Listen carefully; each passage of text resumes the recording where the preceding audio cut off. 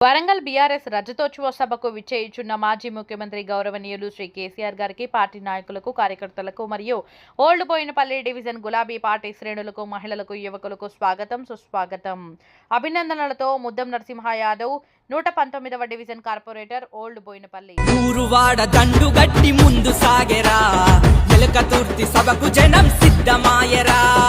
ఎలకతుర్తి సభకు జనం సిద్ధమాయరా గులాబీల జెండలేమో ఎగురుతుండెరా